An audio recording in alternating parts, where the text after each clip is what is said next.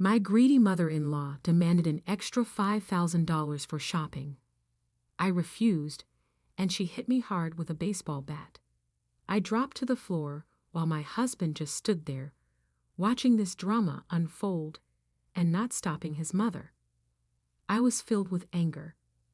That night, I left the house, determined to seek revenge.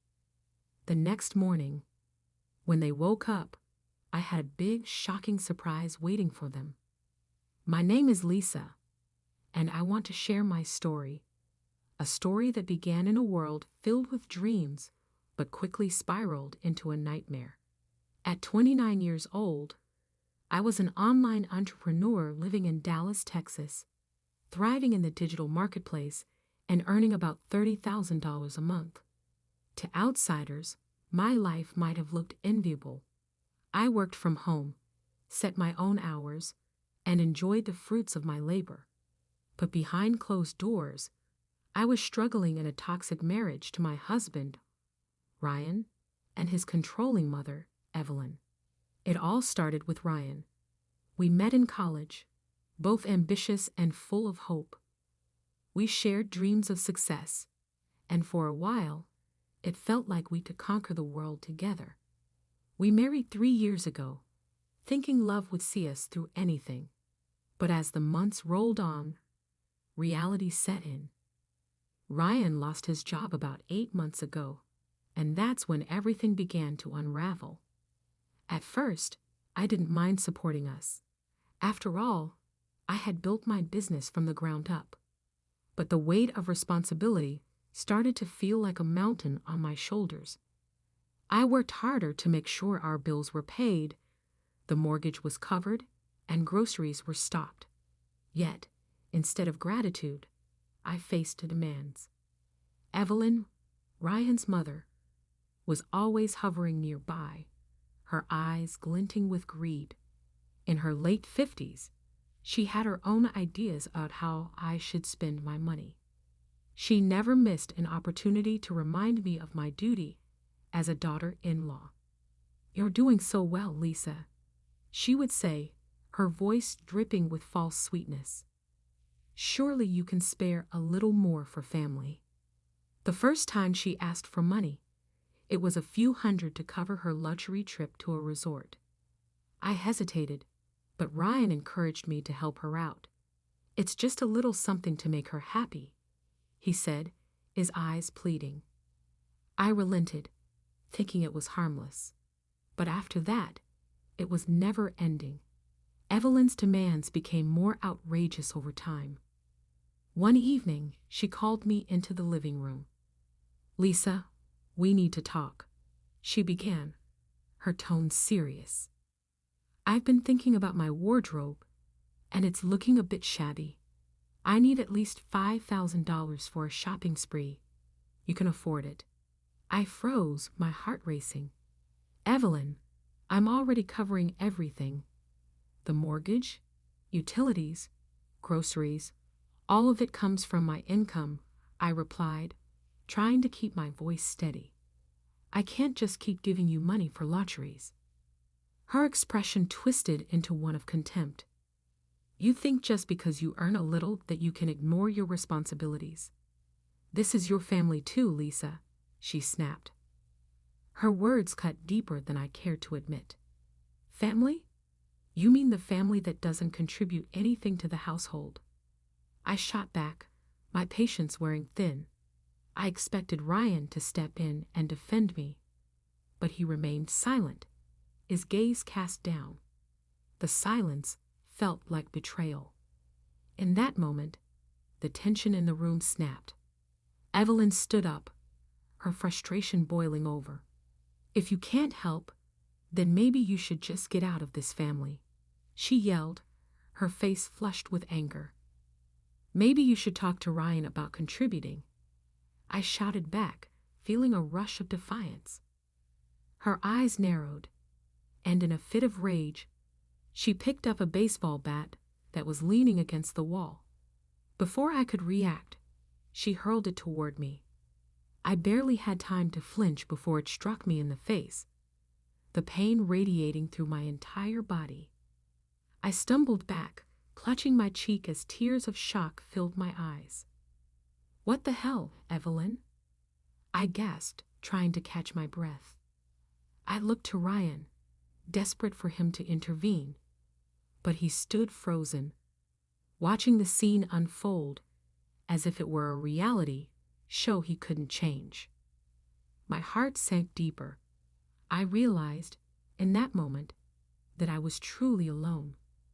"You're ungrateful," Evelyn screamed, her voice echoing in the room.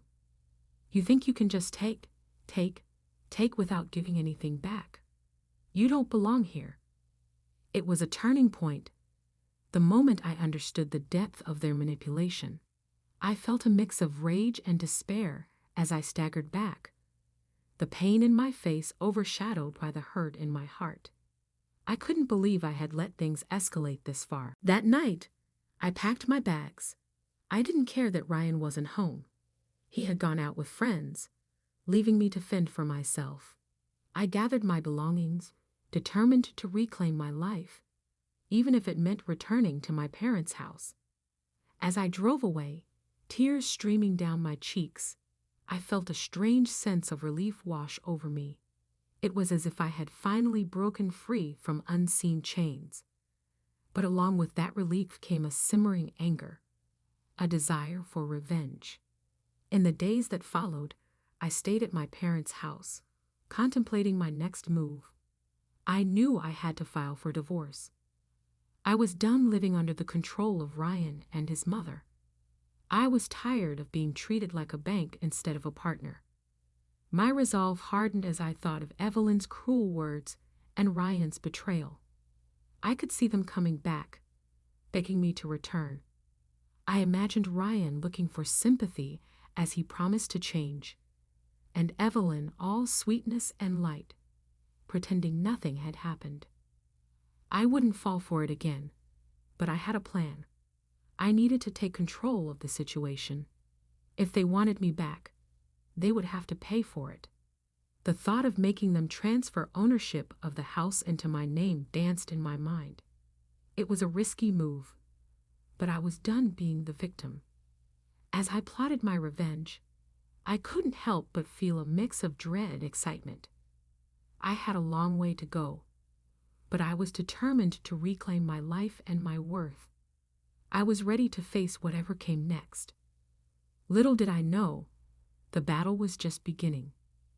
Days turned into a week after I left, and the initial pain of my departure began to fade, replaced by a fierce determination. I was ready to take control of my life. My parents were supportive, offering me comfort and encouragement, reminding me that I deserved to be happy. They saw the bruises, not just on my face, but on my spirit. One evening, as I was sitting at my parents' kitchen table, my phone buzzed. I glanced at the screen to see Ryan's name flashing. My heart raced. I hadn't spoken to him since the night I left. I hesitated for a moment, but curiosity got the better of me. I answered, "Lisa." Ryan's voice sounded small, almost defeated. "Can we talk?" "Why?" "So you can convince me to come back." I shot back, trying to keep my anger in check. "No, it's not like that. I want to apologize. I didn't know what to do that night. Mom, I never thought she would go that far." His words trailed off, and I could hear the guilt in his voice. "Really, Ryan? You didn't know? You stood there and watched while she attacked me." I felt the heat rising in my chest. "You didn't lift a finger to help me." "I'm sorry." I was shocked. I thought it would calm her down if I didn't say anything. His excuse fell flat, and I could feel my patience wearing thin. "Save it, Ryan. I don't want to hear your excuses. I'm done with this." I hung up, the familiar sense of betrayal creeping back over me. Over the next few days, I felt a mix of emotions: anger, frustration, and determination. I knew I had to take the next step. I spoke with a lawyer about filing for divorce, laying out my plans to ensure that I would not be taken advantage of any longer. My lawyer explained the process and advised me to gather financial documents and evidence of my income. The thought of facing Ryan and Evelyn again sent shivers down my spine, but I was resolute. That Friday, I received an unexpected visitor. As I was watching television, my mom came into the living room with a concerned expression. "Lisa, someone's at the door for you," she said hesitantly. My heart sank. I knew who it was before I even opened the door. When I did, there stood Ryan and Evelyn, looking uncharacteristically subdued. "Can we come in?" Ryan asked, glancing at Evelyn, who wore a tight-lipped expression. I stepped aside, not because I wanted to, but because my curiosity was piqued. They walked in, and I could feel the tension in the air. "What do you want?" I demanded, trying to keep my voice steady. "Lisa, we're here to talk about what happened," Ryan began. "Evelyn and I've come to apologize as well. I acted terribly, and I understand that you were hurt. We just want to work this out." Her tone was softer than usual, but I could still detect an undertone of manipulation. "Work what out? You mean continue to take from me?" I crossed my arms, leaning against the doorframe. "We realized now that we were wrong. I shouldn't have thrown the bat," Evelyn said, forcing a smile. "I was under a lot of stress, but we're family, and family should support each other." "Support? You've done nothing but take and demand. Family doesn't treat each other like this." I felt the anger boiling inside me. "I'm not going back to that life. I'm filing for divorce." Ryan's expression shifted from confusion to panic. "You don't have to do that, Lisa. We can make changes. Just give me a chance." "Changes like what? You standing idly by while your mother bullies me?" I shook my head, feeling the weight of my decision solidify. "Please, just hear us out." "We'll do better," Ryan pleaded, desperation in his voice. Evelyn added, "What do you want, Lisa? Just name it, and we can figure something out." I hesitated. There was a part of me that wanted to lash out, but there was another part that was calculating, ready to seize the moment. "If you want me back, you need to transfer the house into my name. That's the only way I'll even consider it." Silence filled the room as they processed my words. Ryan glanced at his mother, and I could see the gears turning in his mind. They exchanged a look, one that screamed of desperation and panic. "Are you serious?" Ryan asked, disbelief in his voice. "I've never been more serious," I replied firmly. "You either want me back or you don't." Evelyn's face twisted into a mask of anger, but I could also see a glimmer of fear. "You can't be serious, Lisa. You're asking for too much." "No," I shot back. "You're the ones who have taken too much for too long." After what felt like an eternity, Ryan sighed, defeated. "Okay, we'll do it. We'll transfer the house to you. Just please don't file for divorce." Evelyn didn't look pleased, but she nodded, clearly realizing that she had little choice. "Fine. Let's just get this done." As they left, I felt a mix of triumph and unease. I had them right where I wanted them, but I also knew this was just the beginning. The battle for my independence was far from over, and the true extent of their manipulation would soon be revealed. I was ready to fight, but I could still feel the weight of their betrayal pressing down on me.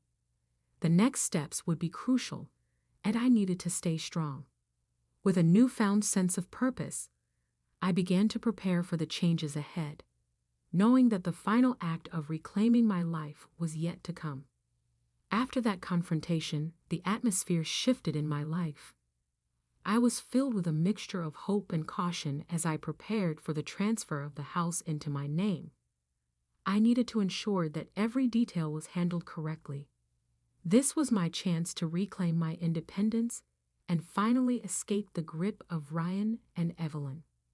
The following week, Ryan and Evelyn returned to my parents' house, bringing with them a set of legal documents. I examined the papers carefully, heart pounding with anticipation. This was it, the moment I could turn the tables on them. "Here's the paperwork," Ryan said, his tone serious as he laid the documents on the table. "You just need to sign here, and the house will be yours." He looked at me with a mix of hope and apprehension, as if he were unsure how I would react. I picked up the pen, hesitating just for a moment. "You do realize what this means, right?"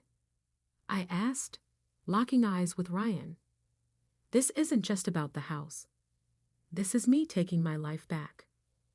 Evelyn stepped forward, her expression darkening. "You're being foolish, Lisa. You're throwing away your family for a piece of property." "Family?" I laughed bitterly. "You've treated me like a financial burden, not a family member. This is about self-respect and independence." With that, I signed the documents. A rush of adrenaline surged through me as I felt the power shift. The house was now legally mine, and for the first time, I felt like I was taking control of my destiny. Once the paperwork was complete, Ryan's demeanor shifted. His earlier desperation gave way to something darker, almost threatening.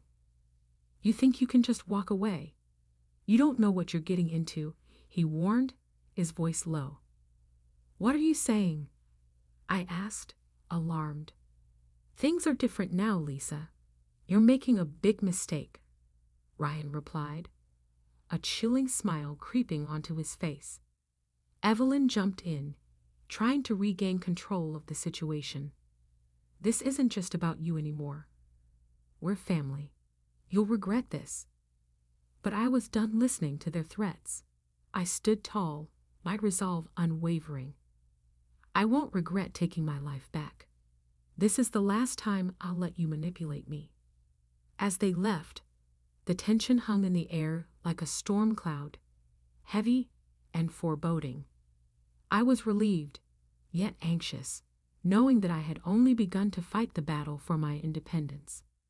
The next few days passed slowly as I settled into my new reality. I had a sense of freedom I hadn't felt in a long time, but it was tinged with uncertainty. I filed for divorce, gathering my thoughts and preparing for what I knew would be a tumultuous legal battle. I was ready to face whatever came my way. Ryan and Evelyn would not take this from me. They had manipulated me for too long, and now it was my turn to take charge. I couldn't shake the feeling that they would come back, desperate to reclaim their control. I was prepared for their attempts to regain their grip on my life. Whatever games they played, I was ready to outsmart them. As I lay in bed that night, staring at the ceiling, I felt a mix of emotions swirling inside me. I had taken a bold step toward my independence, but the consequences were still looming ahead. I knew the road wouldn't be easy, but I had faith in my ability to fight for my future. The battle was just beginning, and I was determined to emerge victorious, no matter what it took. With the house now officially mine and the divorce papers filed, I felt an exhilarating rush of power. But the calm before the storm was all too palpable. I knew Ryan and Evelyn wouldn't take this lying down. As the days passed, I prepared myself for the inevitable confrontation, mentally rehearsing my lines and reminding myself of my worth. A week later, I received an unexpected phone call. It was Ryan again. I took a deep breath before answering, steeling myself for whatever he had to say. "Lisa, we need to talk," he began, his voice lacking its usual bravado. "I don't think you understand the situation."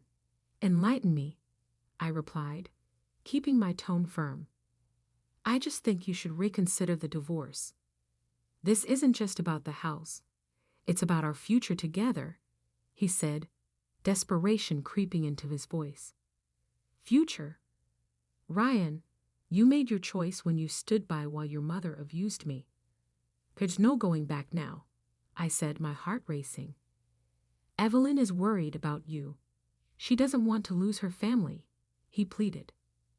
But I could hear the underlying threat in his words. Family? You mean the family that treats me like a financial source? I'm done with all of that. I'm taking my life back, I asserted, feeling the weight of my words. I ended the call, but the anxiety remained. That evening, I decided to go for a walk to clear my head. As I strolled through the quiet neighborhood, I couldn't shake the feeling that they would strike back. And sure enough, the very next day, they showed up at my parents' house, their faces twisted with anger and desperation. Lisa, Evelyn shouted as soon as I opened the door. You can't just do this. You're making a terrible mistake. Making a mistake? I think it's you two who are mistaken if you think I'll go back to that life, I replied, feeling a surge of defiance. Ryan stepped forward, his expression serious. You don't know the implications of what you're doing. You think you can just walk away from us. From me. You have no idea what we're capable of. His words hung in the air, a chilling reminder of the lengths they would go to retain their control. But I stood my ground, my heart racing. You underestimate me. I'm not afraid of you anymore. Evelyn's face contorted with rage. You will regret this, Lisa. You think you've won, but this isn't over. I felt a shiver run down my spine, but I wasn't about to back down. No, it's over. I refuse to let you manipulate me any longer. I'll fight for my happiness, with or without you. They left, but not without casting their threats. I could feel the darkness surrounding them, and it only fueled my resolve to push forward. I was done being their victim. A few weeks later, the court date for my divorce arrived. My heart raced as I walked into the courtroom, ready to face the final chapter of this painful saga. I had gathered all the evidence I needed, texts, emails, and records of my financial contributions. I was ready to show the judge the truth of my situation. Ryan sat across from me, looking defeated yet dangerous. His mother's presence loomed behind him, a dark cloud that reminded me of the manipulation and control I had endured for far too long. As the proceedings began, I felt a wave of calm wash over me. This was my moment. As I presented my case, I could see Ryan squirming in his seat, his facade crumbling under the weight of the truth. The judge listened carefully to both sides, and I could sense the shift in the room as my evidence spoke louder than any of their lies. Finally, the judge delivered the verdict. Given the evidence presented and the circumstances of your marriage, I grant the divorce. Lisa, you are entitled to retain the house and any financial assets accrued during your marriage. A rush of relief washed over me, and I felt the weight of 1,000 chains shatter. I had done it. I was free. As I left the courthouse, I took a deep breath, ready to embrace the future. I knew there would still be challenges ahead, but for the first time in a long time, I felt hope. I had reclaimed my independence, my dignity, and most importantly, my self-worth. The betrayal and manipulation of my past would no longer define me. I was ready to move on and embrace a life filled with possibilities. The lessons I had learned would stay with me, guiding me as I stepped into a new chapter, one where I was in control of my destiny.